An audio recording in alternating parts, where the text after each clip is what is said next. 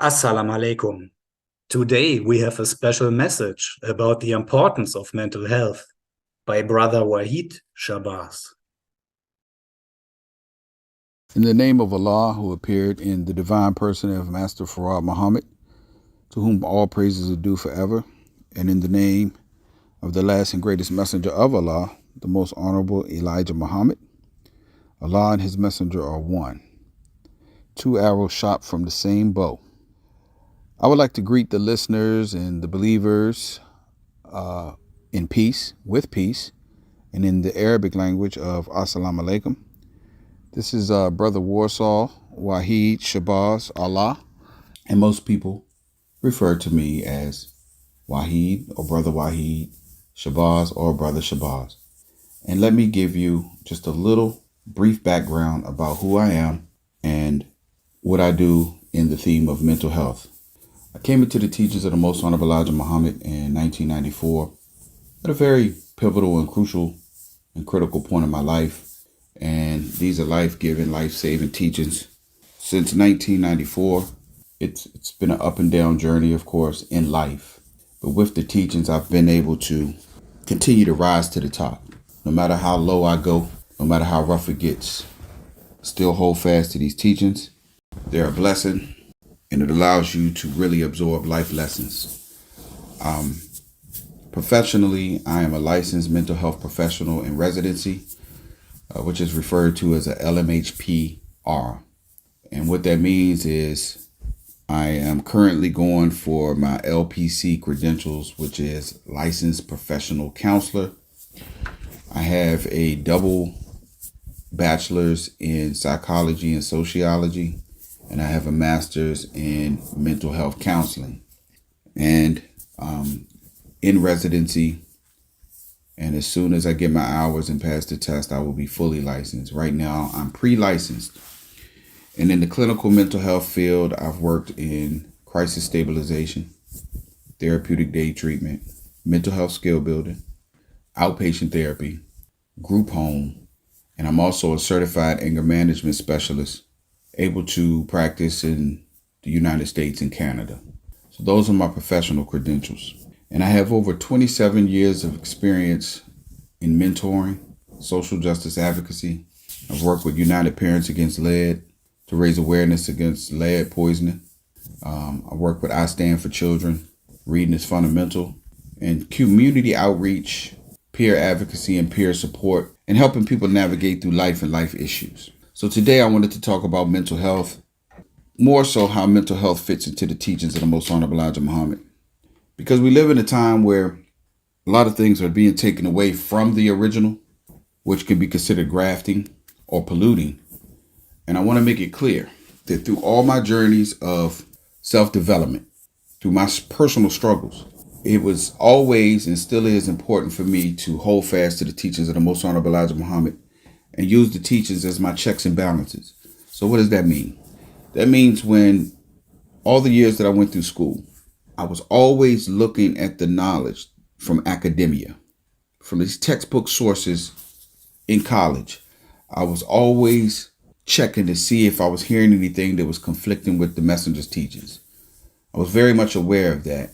And as I took on my studies, what I realized is that nothing I ever learned in undergrad or grad school conflicted with the teachings of the Most Honorable Elijah Muhammad. Now keep in mind, we're talking about psychology, sociology, and mental health counseling, and all of the prerequisite studies and courses that you have to take to earn your degree in this. And the one thing that I learned, and this frustrates me a lot, and I'm going to tell you why. One thing I learned is that 99% of my curricula, my studies, my courses, mention something about how racism and discrimination adversely affects Black people in America more than any other race or demographic or ethnicity. Even in my literature course, racism came up. Keep in mind, this is not the messenger saying this. This is not the Hebrew Israelites saying this. This is not the 5% nation of gods and earth saying this. This is not the Moors saying this. This is not the Pan-Africanists saying this. This is not coming from anybody who's considered woke or conscious. This is coming from academia, textbook, right? Approved curricula, collegiate level information that speaks on how Black people, especially in America, are disproportionately more affected by racism and discrimination. They talked about institutional and systemic racism in almost every subject I had. The only one I could think of where racism didn't come up was mathematics and probably statistics. When I had to take those, they didn't really talk about any racial issues. But other than that, every topic that I studied mentioned racism. And that's what frustrated me, because I'm looking at all of these counselors. I'm looking at all of these graduate students that had to come up under these type of studies at some point in their academic studies when they went to college.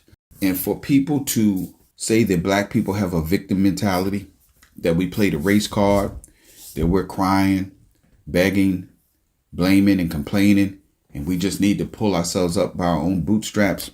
It's really offensive when I know that all of these people, these college graduates, I'm talking about journalists and whoever, presidents, politicians, congress people, people in corporate America, whoever has gone and earned an MBA or a BA, a BS, a MS, a PhD, there are certain studies and subjects they had to go through and master to get their degrees.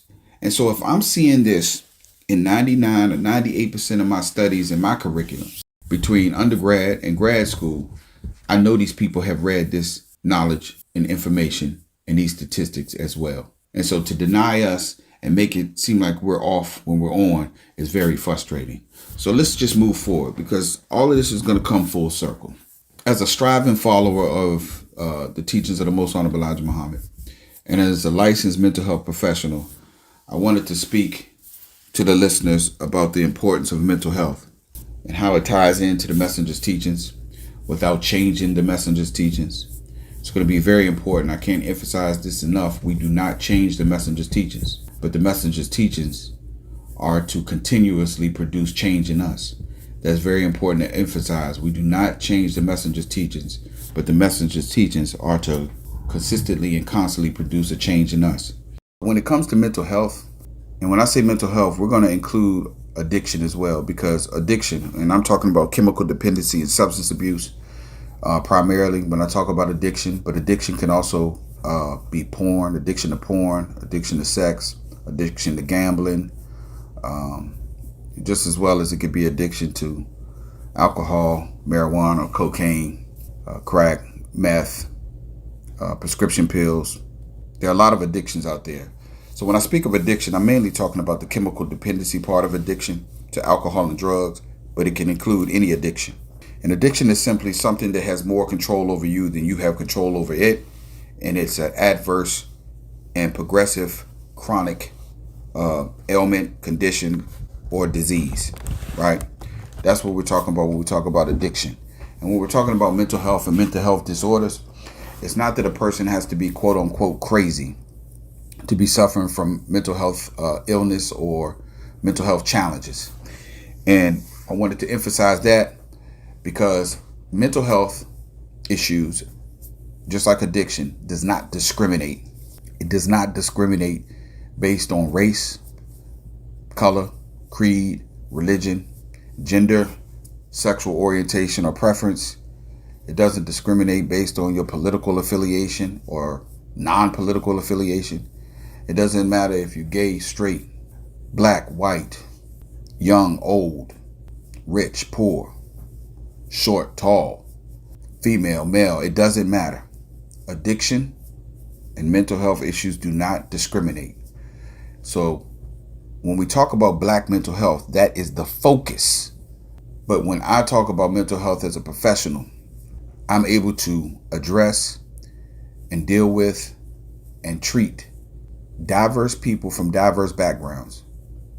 There is no discrimination. There is no rejection. As long as you are seeking to better yourself, that's what I'm interested in. But the focus today is mainly and primarily on Black mental health and how it relates to the teachings of the Most Honorable Elijah Muhammad. So with that being said, when I was in school and a lot of people found out I was in college, or a lot of people found out that I was studying psychology and sociology and mental health, I caught a lot of flack from the black community. It was, things like, oh, you're getting the white man's education. And then when it came to like Muslims and gods and, 5%ers and those in the conscious community, it was almost like, oh, you're going to get master's degree. And, they would take little jabs and shots as if I was going to get a slave master's degree, or if I was going to get the white man's education. And that always frustrated me because I didn't understand how a wise, conscious, woke black person could ever say the white man's education, as if white people are the authors and owners and gatekeepers on education. Anything that the white man got, they got from us. It's ours originally. Now, I'm well aware that they have polluted a lot of our knowledge and our wisdom. They have raped continents to get knowledge and wisdom from ancient scrolls and hieroglyphics and scriptures and studied our people. I'm well aware of that. The Greek philosophers and the archaeologists and anthropologists and the psychiatrists and the sociologists and things. They've studied our brains, they've studied our behaviors, and they've studied their own, and they've dug up artifacts and things. And so they get this knowledge and this wisdom and this understanding of society and behavioral norms and things. They get that from us. So the thing for us to do is to return to the original. And so we're dealing with certain subjects and topics that, even though they might come out of white institutions or from the mouths and the textbooks of white people, we can understand and decipher and see where it originated from. And that's why the message said, get to the root of all things. So that's what we do. So coming through these subjects and these topics of mental health and psychology and things, I don't want people to be spooked out as if this is the white man's education. Because when you have a firm foundation in the messenger's teachings, you're able to strain out that which does not belong, that which has polluted the truth, and you get to the truth. It's like in the Quran, it talks about, in the Millennium Muhammad Ali Quran, in the introduction and, in the footnotes and the things like that, it talks about dross. It talks about going through fire and how fire purifies, and it burns off dross, which is impurities. And what's left is the gold or the precious metal. It's what's left is that truth. Everything else is cast to the side. And that's what we do. It's a saying that says, eat the meat and throw away the bones. Or if it doesn't apply, let it fly. And that's how it is when we're coming into these studies and education, and when we're going through colleges and universities and things like that. When you have a firm foundation in the messenger's teachings, you're able to get to the pure, the core, the root of the knowledge and wisdom. And that's why the messenger said, get knowledge to benefit self, right? So I caught a lot of flack from a lot of brothers and sisters who felt like I was wasting my time, or that I was selling out, or I was taking on some type of other knowledge and wisdom that was going to conflict with the Most Honorable Elijah Muhammad's teachings. And that is not so. If anything, the lessons and degrees that I've learned through academia have only positively reinforced the messenger's teachings. Now, when it comes to speaking the language of the people, because of my background, because of my experiences, because of my studies, because of my degrees, I'm able to speak the language of the addict and the alcoholic. I'm able to speak the language of those that are incarcerated and dealing with recidivism. I'm able to speak the language of the people in the church. I'm able to speak the language of the people in the temple and the mosque. I'm able to speak the language of the people on the street corner and in the streets. I'm able to speak the language of those from academia. So I've qualified and prepared myself to be more effective as a student and follower of the teachings of the Most Honorable Elijah Muhammad. Because as we know, our Savior, Master W.D. Fard Muhammad, came speaking 16 languages and he could write 10. So whether that's languages as in Arabic, French, English, Swahili, German, I never heard the Savior speak, so I don't know what languages he spoke. But languages could be spoken in different manners, right? In the manner that I'm telling you about, you can speak different languages based on different industries and different facets of life. It's not just about the phonetics language or being able to speak a language based on a person's region or nationality or race. It's being able to speak the language that people understand. It's meeting people where they are, if you understand what I'm talking about. So once again, if I'm going before those that are in academia, I know how to speak that. I know how to talk that talk. If I'm talking to the brother on the street corner, I know how to talk that talk. That's the language I'm talking about, the language of the people, right? It's knowing who you are entertaining and who's entertaining you. It's knowing your audience and it's knowing your circle and being able to relate to them from a genuine place. Congruence, right? When people know that you're real and you understand where they come from, that's how you reach the people. So continuing on in this theme of mental health counseling and understanding that nothing that I have learned in my academic journey has conflicted with the teachings of the Most Honorable Elijah Muhammad, let's go ahead and read something that I have prepared. I put together a something for a local minister who was teaching at a temple, and he wanted me to put together something on mental health and how it relates to the messenger's teachings. So even though this was 2017, it's still relevant in 2023, fast approaching 2024 in a couple of days here. So I'm going to read to you what I had put together then, and we'll continue to discuss this topic on mental health and the messenger's teachings. It says, below are various academic textbook quotes on mental health and overall biopsychosocial and spiritual wellness as it relates to the Black family, the lost and found, in the wilderness of North America. There are also a few corresponding quotes from Messenger Elijah Muhammad, who had no formal education with academia beyond the 3rd grade. Nevertheless, he was able to address and teach on any subject and contend with any intellectual or scholar from any university. May this universal knowledge be used to benefit self and kind. Then we go to the intro and overview. And this is a quote. It says, if one considers mental health care to be a continuum based on needs of society, with high-level wellness being on one end of the continuum and severe and persistent mental illness being on the other, virtually every person can improve their respective quality of life through the use of mental health services. Simply stated, mental health counseling believes that a person does not have to be sick to get better. End quote. And that's from Smith and Robinson, 1995.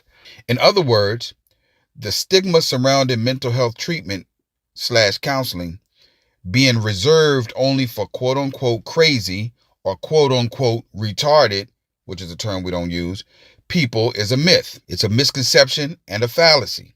Mental health aligns with physical fitness and spiritual wellness, along with moral and social reform. Addressing mental health includes teaching emotion regulation, mood stabilization, coping strategies, effective communication, pro-social skills, time management, financial budgeting, meal planning, organization skills, informed decision-making, sobriety, sanity, refinement, self-awareness, social awareness, self-management, and relationship management. Mental health also teaches responsibility and accountability, all of which is imperative for building a righteous civilization. Okay, now let's see what the messenger said. I'm about to read a few quotes from the messenger, from Message to the Black Man and also from My Savior Has Arrived. The first quote is where the messenger wrote, "We are they who want freedom, justice, and equality. We are they who want a moral reformation of our people as well as a spiritual reformation." And that comes from Messenger Elijah Muhammad in Message to the Black Man in America, chapter 80. The next quote from the messenger says, "A well-educated, cultured, and courteous people make a beautiful society when it is spiritual. Good manners come from the civilized man who does not fail to perform his duty. There are several civilizations. We have a wicked one and a righteous one. It is a righteous civilization that is in the workings now. We have all been well trained into the wicked civilization. Now we must be trained into the knowledge of the righteous one. We must have a righteous, trained, civilized man who will not fail to perform his duty to us in guiding and teaching us." That was from Messenger Elijah Muhammad, Message to the Black Man in America, chapter 25. And this is the next quote from the messenger where he says, or wrote, "A new heaven and a new earth." And then in parentheses, he has Bible, Isaiah 65:17 and 66:22. And the messenger goes on to write, "Here is the mention of a new heavens and a new earth. Some of the scholars take it literally and some take it spiritually. I say the meaning is both literal and spiritual. The Holy Quran teaches us that he calls things to grow into a new growth. Here we have something which the Holy Quran says is worth praying for. Under the God of freedom and righteousness, we will grow into a new growth instead of growing into decay anymore. The Muslims and their religion, Islam, will triumph and dominate the people of the earth." Now listen to this part that the messenger says. Listen well. He says, "We need a new people and a new mind. A new mind will give us a base for the building of something new." Let me read that again. We need a new people and a new mind. A new mind will give to us a base for the building of something new. That's from Messenger Elijah Muhammad, Our Savior Has Arrived, chapter 23. I emphasize mind. Why? Because we're dealing with mental health. Keep in mind that we died a mental death. So with the coming of Master Farah Muhammad, to whom praise is due forever, and the raising from amongst the so-called American Negro, the last and greatest messenger of Allah, the most honorable Elijah Muhammad, we had a mental resurrection. So we died a mental death because we was hitting the head at high noon. We died a mental death, but there was life still in that grave. And Master Farah Muhammad had the master grips to get us out of that grave. It was a mental death and a mental resurrection.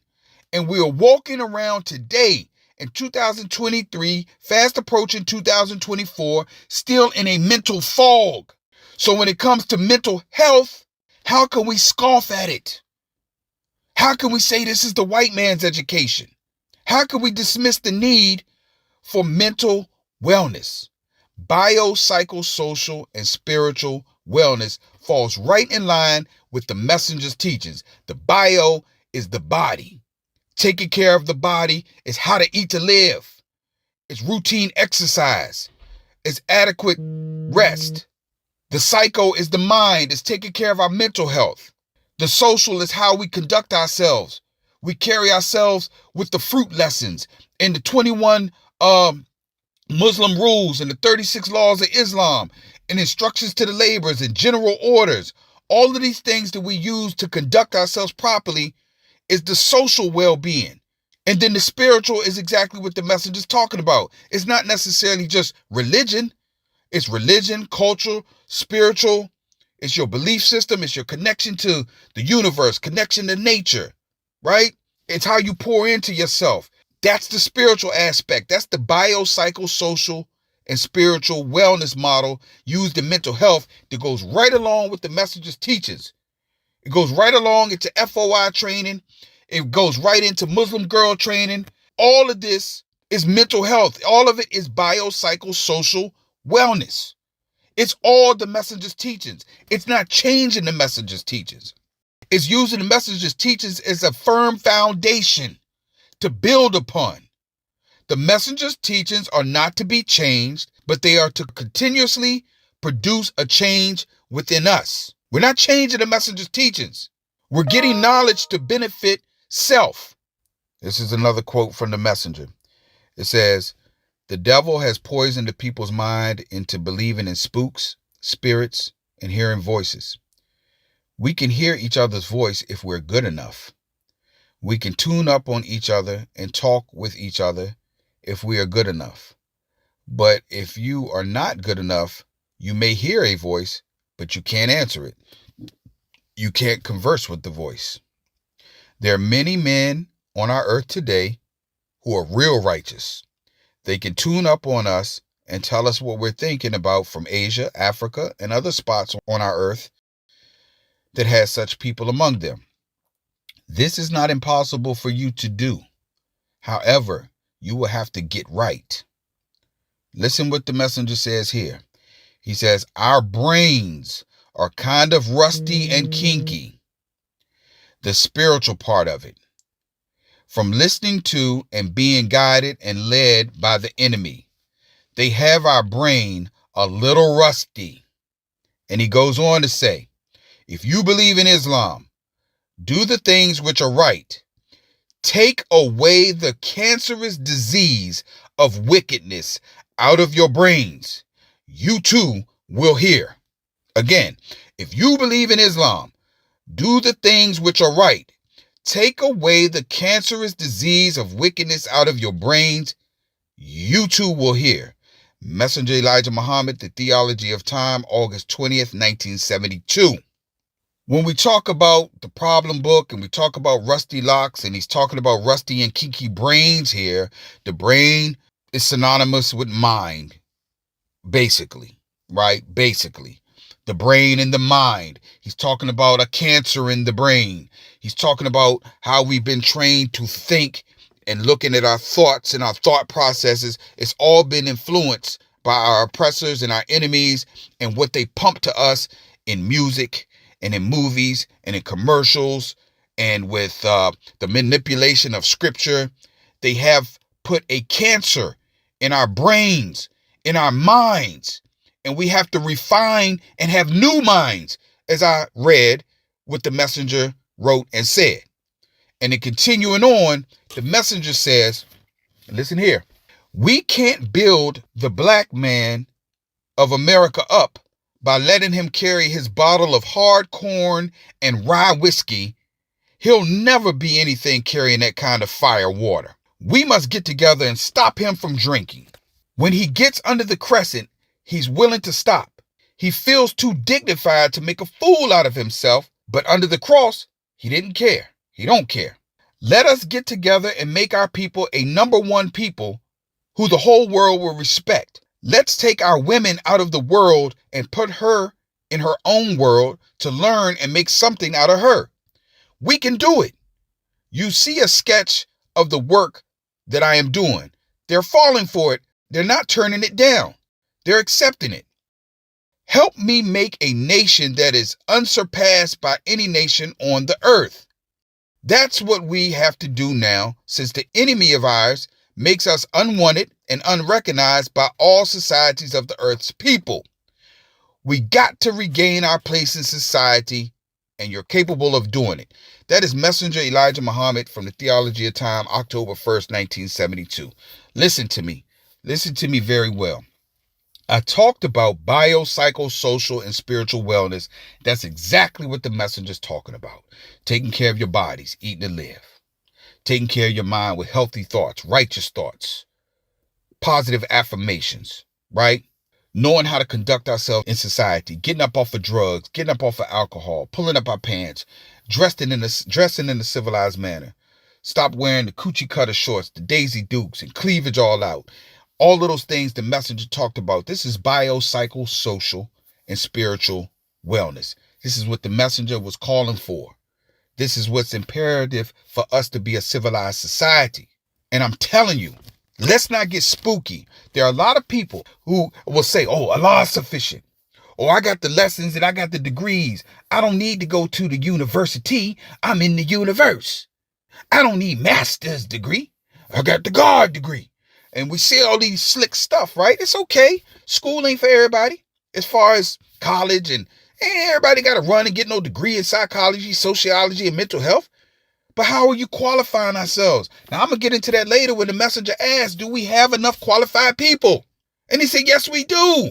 We got doctors and lawyers and teachers and educators and nutritionists and business people. We have the best of the best, but we won't come together to use our lessons and our degrees and our certifications and our trades and our skills to build up a nation. That's the only time this becomes the white man's education, is when you get the education and you build up another people other than yourself first.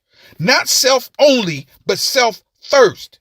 When we go to school, when we get these degrees, when we get these licensures, when we get these certifications, when we get these trades, we have a righteous duty and moral obligation to build up our own people first. Not only, but first.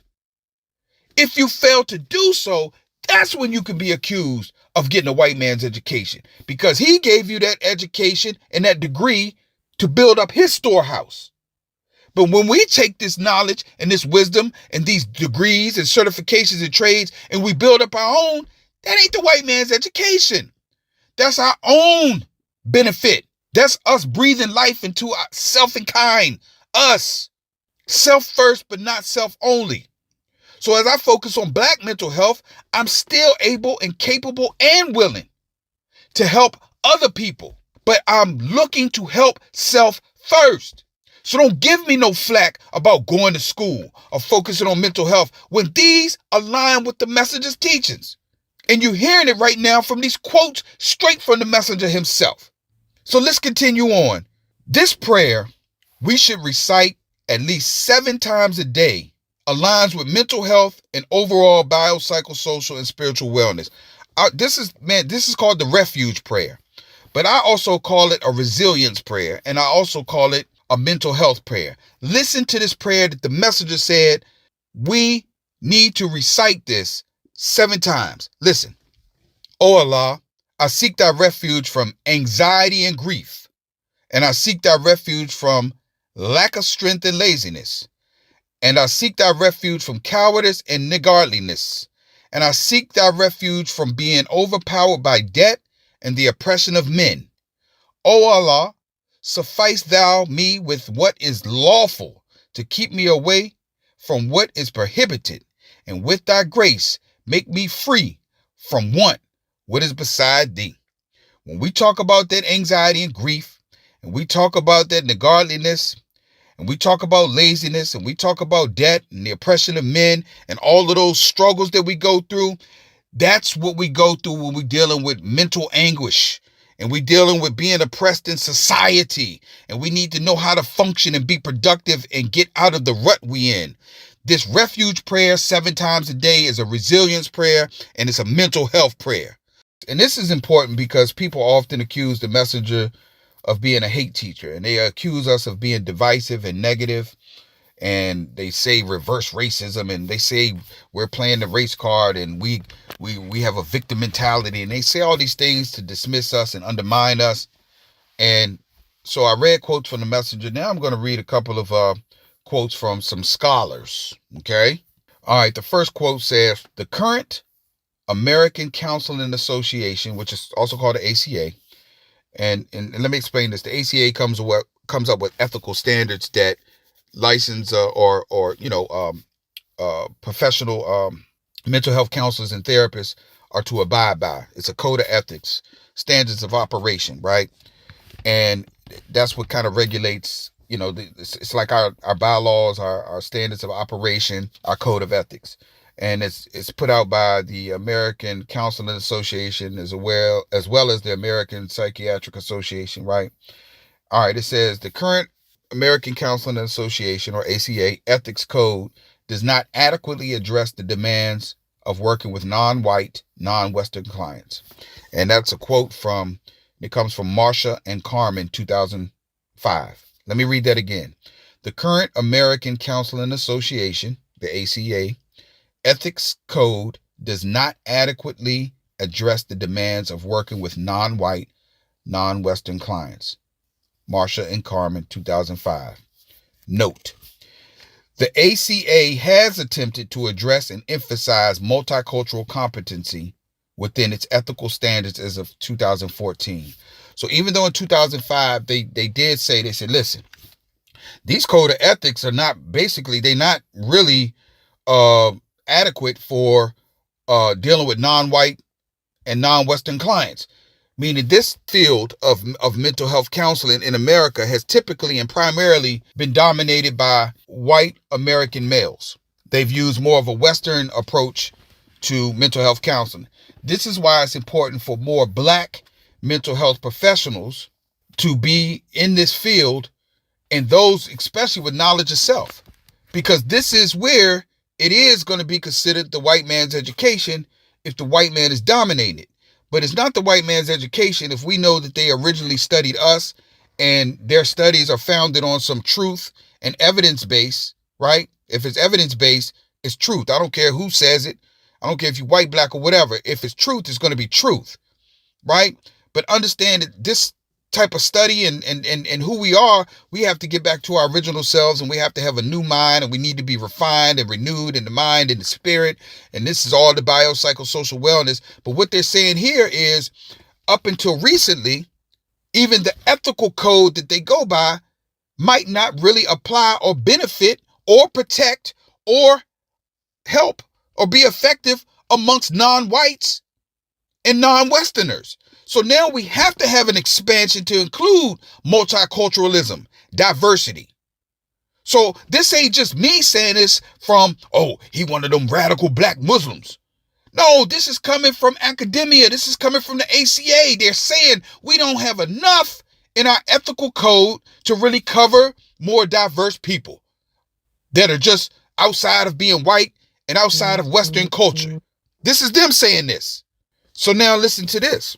It is clear that the counseling profession has taken important steps to point out that A, racism detrimentally affects the mental health of Black Americans. B, counseling may represent cultural oppression for culturally diverse groups. And C, high rates of underuse of mental health services and premature termination may be due to individual and institutional bias towards clients of color. Sue et al. 2008. Come on now. Going on. Let's read this one. African Americans share the same mental health issues as the rest of the population, with arguably even greater stressors due to racism, prejudice, and economic disparities. Meanwhile, many wonder why African Americans shy away from psychotherapy as a potential solution to challenges such as depression, anxiety, post-traumatic stress disorder, marriage problems, and parenting issues. The financial burden of mental health treatment is a barrier that affects everyone, but disproportionately affects African Americans due to lower incomes and reduced employment opportunities. That's coming from Williams, 2011. Let's keep it going. Far more African Americans are imprisoned for drug crimes than any other ethnic group in the United States. Nielsen, 2013. Many mental health professionals recognize spirituality as a cultural and coping factor that has the potential to affect counseling relationships, processes, and outcomes. Gladding and Newsom. Peer advocacy takes place when the individual providing the help has been through or is going through a similar experience. This is also known as support advocacy and is often used by support groups.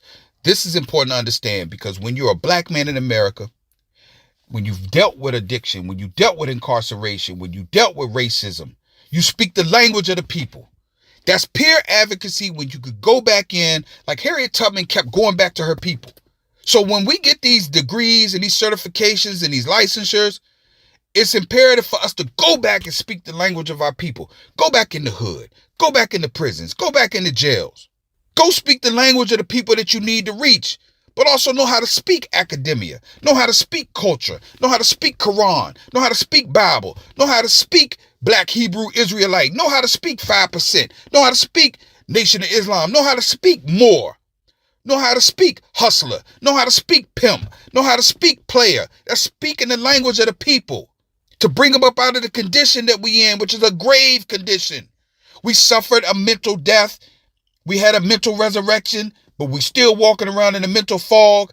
So now we need mental health professionals, especially those with a firm foundation in the messenger's teachings or some form of knowledge of self. That's peer support. That's peer advocacy. I understand, brother. I understand, sister. I've been there. But let's put that bottle down. Let's put that blunt down. Let's put that pipe down. Let's throw them pills away. Let's dress more civilized. That's what we're talking about here. Biopsychosocial and spiritual wellness, personal and professional development, mentorship, social justice advocacy, peer advocacy, servant leadership, transformational leadership. None of this is contradicting the messenger's teachings. It's using the teachings in a way that we can reach more people instead of being divisive. The messenger called for unity amongst the 22 million. And that was the population at the time. He didn't just say, oh, we're going to just take registered Muslims and go. He didn't say we just going to deal with the FOI, the MGT, the GCC. He was calling on the unity across the board of qualified black men and women, not just in America, but abroad. That's why on the Muhammad Speaks paper, it's hands uniting across the globe, across the world. So this thing was not just exclusive to registered Muslims. The messenger, and I'm quoting, he said, I don't need believers. The only thing they can do is believe. I need helpers to help me get this work done. That's a paraphrase. Now, of course, the messenger talked about people joining us and us not joining them because they would lead us back to slavery. So let's not get it twisted. Belief is extremely important, right? But when it comes to putting over this work, this is why we have friendships in all walks of life, because not everybody is going to believe exactly like we believe. Not everybody is going to believe in Master Farad Muhammad as being Allah, the supreme Allah. Not everybody's going to believe in the messenger being the last and greatest messenger of Allah. Not everybody's going to believe that like we believe it. But it's okay, because why? Amongst ourselves, we have brothers and sisters, but we also have friendships in all walks of life.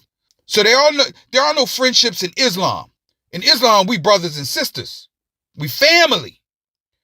But in all walks of life, we have friendships. We have associates. But Allah ain't got no associates when it comes to Islam. But when we coming outside and we dealing with our people, now we're associating, we're networking, we're building relationships with friendships in all walks of life. In America and abroad. That's what the messenger talked about, is being civilized so we can buy, sell, and trade with whoever we want. But let's secure ourselves first. Let's have a firm foundation amongst ourselves first, so we won't get tricked out of our life, so we won't end up back in slavery. We have to have our foundation set first. Then we can reach out to other people and say, hey, listen, I would like to do some business with you. We can buy, sell, trade, and barter with whom we choose. But we have to have that knowledge of self and that firm foundation first in order to be able to do that. And then we attract other people to us. But if all we doing is talking and teaching and posting on Facebook and arguing and debating, I'm looking around and I'm seeing Christians doing more than the believers. I'm seeing 85s doing more than believers. I'm seeing Caucasians, Hispanics, Latinos, Arabs, Asians, Eastern Indians, all of them are thriving amongst their own communities. They'll take our dollars. You go to Chinatown, they'll take our dollars. But that's Chinatown. They are established. Little Italy, it's for Italians, but they'll take our money. But they're building up their own. What are we doing in our own infrastructure? It has to be a mental illness. It has to be a mental blockage if we can't get out of our own way. We already had a savior. We already had a messenger. What's the issue? We can't save self? We missed the message? We have to tune up our mental. So let's go. Check this out. The statistics related to incarceration among minorities are damning. 1 of every 3 black males born today will spend time in prison at some point in his life. 1 of every 6 Hispanic males and 1 of every 45 Hispanic females can expect to go to prison in his or her lifetime. Blacks make up 41% of the nation's 2.2 million prisoners. Hispanics make up 20% of the nation's prisoners, a rate that represents a rise of 43% since 1990. African Americans are incarcerated at nearly 6 times, 5.6 times the rate of whites, while Hispanics are incarcerated nearly double, 1.8, the rate of whites. That comes from Henderson, 2009. I would like to see those statistics in 2023. I'm going to have to look that up. But look at that. We go to prison nearly 6 times more than whites. And Hispanics go to prison double the white population. Us is 6 times more. Come on now. Something has to change in the way that we approach life, from thinking that we have to be hood. We seek this street cred. It's like we limit ourselves to drugs and gangs and alcohol and drugs and this hood culture, this Negro subculture. And we're not really tapping into the divine black culture. We're just embracing this Negro subculture. And a lot of rap music is doing it. Like when I talked about the conscious era of rap music being a positive influence, look at all the other stuff, the WAP and twerk and slut walk and drill and trap. We had all of that in early hip hop, but we had more diversity and balance because we did have conscious rap and other types of the backpack rap and the neo soul rap and the abstract rap. We had more creativity and originality in rap back in the day, to where now they just saturating all streaming channels and airwaves and radios with, my Poom Poom Pink and my Booty Hole Brown. That stuff is being performed right in front of gospel artists at the BET Awards, and it's all over TV, and you can't even monitor everything your children are doing. They could be on a child's game, and then the ticker tape running at the bottom is some whole stuff, and it's like one click, your child just click click, boom, now they're on some hardcore porn within 2 clicks. So it's not just about, you got to regulate what your children are doing. Without a doubt, we do. But man, Satan is loose. Satan is the mind of these devils. So the devil himself doesn't have to be present in everything when Satan is his reach. And they put Satan in media. They put Satan in the clothing industry, Satan in the Hollywood and music industry, Satan in the food. These are devils doing this. Ain't no mystery spooks. But it's all satanic. It's Masonic and demonic. So this is what we're talking about, is fortifying our minds and our spirits and our souls and our energy. This all goes into mental health. This ain't just about laying down on a couch and a therapist sitting there with a notebook talking about, how does this make you feel? How did that make you feel? That's the old approach to therapy. The messenger said we need a new mind. We got to do something with our rusty and kinky brains. This is new. Islam makes all things new. This is what we talk about. This is not conflicting with the messenger's teachings.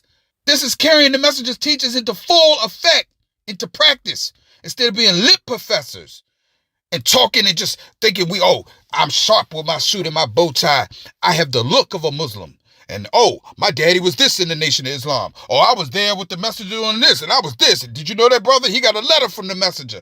Okay, and where we at right now here today? Divided, conquered. Everybody else is applying the messenger's teachings except for us. Only thing we doing is lip professing. We talking and teaching it, but everybody else is united. Everybody else doing for self. And we still stuck in a rut. It's got to be a mental illness. How else can we explain it? Yes, we died a mental death. Yes, we had a mental resurrection, but we still walking around in a mental fog of mental illness. So don't tell me this is going against the messenger's teachings. Don't tell me this is changing the messenger's teachings. This is the messenger's teachings. So we're going to keep going with these quotes to paint this overall picture of what this thing is really about. Continuing on, it says prior studies have shown that racial disparities exist in the utilization of quality of care in public mental health programs. African Americans are found to have lower rates of use and intensity of treatment, as well as having lower rates of receiving evidence-based prescription treatment. That comes from Kozumi et al., 2011. Then we have discrimination is consequently linked to negative mental health outcomes, such as depression, psychological distress, and anxiety. Discrimination-related stress is one explanation for racial and ethnic disparities in mental health, with discrimination research focused at the community and individual levels in indirect and direct ways. Brooks et al., 2011. A healthy sense of religion can lead to self-actualization and positive self-esteem, whereas an unhealthy sense of religion can lead to self-castigation and despair. Gladden and Newsom, 2014. There is little doubt that racial hierarchy exists in our society in which groups can be ordered along a continuum. Given that schools of counseling and psychotherapy arise from Western European contexts, the worldview that they espouse as reality may not be shared by racial/ethnic minority groups in the United States, nor by those who reside in different countries. Sue and Sue, 2013. Let me read that again, and I want you to listen. There is little doubt that racial hierarchy exists in our society in which groups can be ordered along a continuum. Given that schools of counseling and psychotherapy arise from Western European contexts, the worldview that they espouse as reality may not be shared by racial/ethnic minority groups in the United States, nor by those who reside in different countries. That is pretty much saying, and that comes from Sue and Sue 2013. That's basically what I just said before about, yes, this construct of mental health counseling and treatment primarily came from white American males in the West. Even the ACA has recognized this, the American Counseling Association, the American Psychiatric Association, which is the APA. So you got the ACA and the APA recognizing that, wait a minute now, in order for us to reach non-white, non-Westernized people, we're going to need a shift, a paradigm shift in the mental health field. We need more multiculturalism. Taraji P. Henson has been on a campaign for years. After her son, I believe her son saw his father get murdered, or he found him dead, one or the other, and he was not really benefiting from counseling until he got with a black therapist. So Taraji P. Henson has been on a campaign to raise awareness about black mental health services and black therapists, right? Even Charlemagne the God, you can think of whatever you want to think of him on the Breakfast Club and whatever, but he's an advocate for black mental health. Dame Dash, formerly of Rockefeller, you can think what you want to think about him and his ego and his apparent, people call him arrogant, but he's a strong advocate for mental health, black mental health counseling. There are a lot of people that are benefiting from this. Now, we can be stuck up in our world of this, we the gods, we the nation of Islam. We don't need this and we don't need that, and Allah is sufficient, and we got these lessons and degrees, and that's going against what the messenger said, and we can scoff and do all that. We missing our people. And I'm paraphrasing the messenger when he said, listen, stop expecting everybody to be your equal. When you expect people to be your equal all the time, you go messing up the unity. I'm paraphrasing the messenger. He said this. The messenger said this. Stop expecting people to be your equal all the time. That's how you mess up the unity. So thinking everybody's supposed to believe in Mustapha Muhammad, thinking everybody's supposed to lay hold to the messenger as the last and greatest messenger of Allah like we do, right? Thinking that everybody going to grasp the teachings to the level that we have, expecting everybody to be perfect, ready to bomb blast somebody because they're a Christian, ready to bomb blast somebody because they're 85, ready to throw somebody to the side because it's a white person reaching out to help. We messing up the unity. What about friendships in all walks of life? What about having a righteous and wise enough mind to be able to say, you know what? I don't have to let this person into my inner circle, but they're offering me help and I'm going to take this help. The messenger even said they're going to be white people that are Muslims by faith, not by nature, but by faith and by practice. So you're going to have white people that are going to help us. The messenger even said this. And he said that they're going to be the target of the white people that hate us. Because they're going to look at, why are you helping them niggas? But you always had white people that was coming to our aid. You had people that was marching with us. You had people that was hiding us during the Underground Railroad. You had white people doing this. That doesn't mean we have to run out and love them and fall down at their feet. We just recognize and respect the fact that they're trying to help us. No good deed goes unawarded by Allah. Not even an atom's weight. And it's regardless of who does it. So moving right along, multicultural individuals confront unique psychological and social challenges. Example, racial identity conflict, Negotiating more diverse peer networks, minority and peer rejection, which influences the mental and physical health, with such stressors taking a significant toll on their development and their lives. Listen to that. That's coming from Carter and Sanchez, 2010. Multicultural individuals confront unique psychological and social challenges. Example, racial identity conflict, negotiating more diverse peer networks, minority and peer rejections, which influences their mental and physical health, with such stressors taking a significant toll on the development in their lives. What that's saying right there is we deal with, our teachers in the Nation of Islam is against intermixing and interracial relationships and things like that. And this is telling you that multicultural people and biracial people tend to have more mental health issues. Studies have shown this. Biracial and multicultural people have more mental health issues, even a higher suicide rate than people who strictly identify as black, white, Asian, whatever, right? That's something else to be understood and paid attention to. In other words, biracial and multiracial children tend to be more confused and suffer specific mental and social ills due to being mixed more than children who are not of mixed race. They tend not to fit in with either race and or face challenges in doing so. Very important to understand. A lot of us know biracial children and biracial individuals. It's very common, and it's something to be paid attention to. Okay, research generated by the professions of psychiatry and psychology reveals that African Americans are more often diagnosed with specific mental disorders. For example, psychotic disorders compared to European Americans. That's coming from Schwartz and Fitzenhamel, 2009.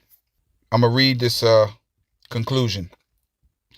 It says, in conclusion, although we have been raised from a mental death, there remains a fog of mental illness and condition of kinky brains or rusty locks still affecting our people as a whole. While the messenger did not attend any university, and while he may or may not have produced psychologists, he emphasized the need for mental, spiritual, and social reform of black people in the wilderness of North America. With just a few of the above academic and scholarly quotes referenced and cited, it is evident that slavery, oppression, discrimination, miseducation, and the worst treatment levied against blacks must be addressed, treated, corrected, and cured for the new growth, new minds, new people, and new government being established here and now under the auspices of Almighty Allah Himself. Let us remove the stigma, myth, and misconception surrounding the field of mental health, that we may achieve overall biopsychosocial and spiritual wellness in the name of the Supreme Allah, Master Farad Muhammad, and His last and greatest messenger, the most honorable Elijah Muhammad. This is a quote from the messenger, and this is beautiful.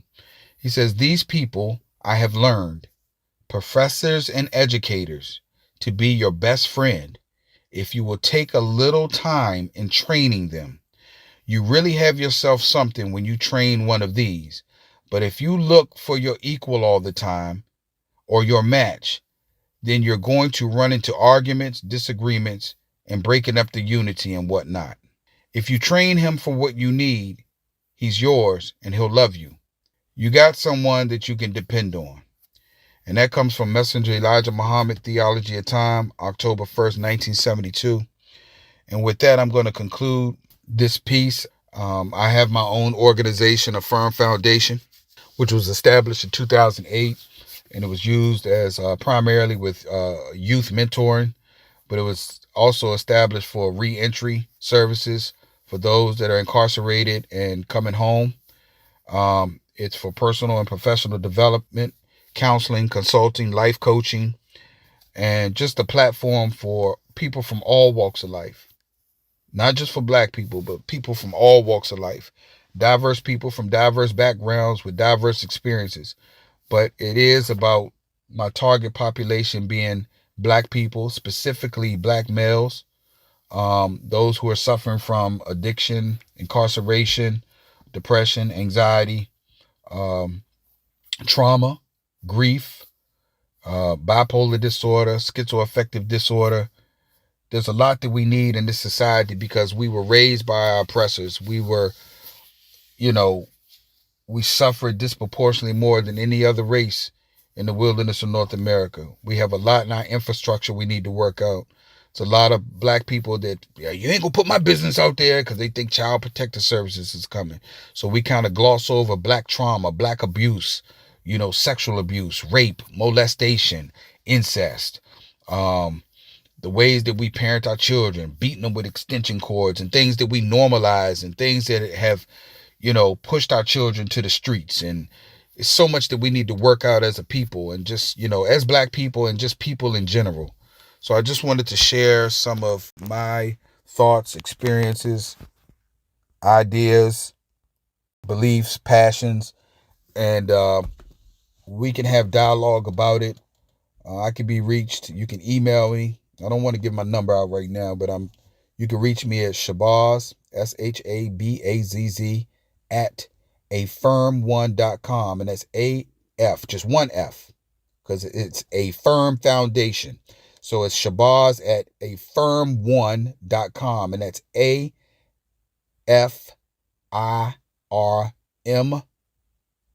and the number one. Shabazz at afirm1.com. You can reach me there. You can email me if you know somebody who needs counseling, consulting, mentoring, personal and professional development, coaching, someone to vent to, someone to talk to, someone who needs psychoeducational and therapeutic dialogue. I'm here. So with that being said, I want to leave you all as I came to you, in peace, with peace. Assalamu alaikum.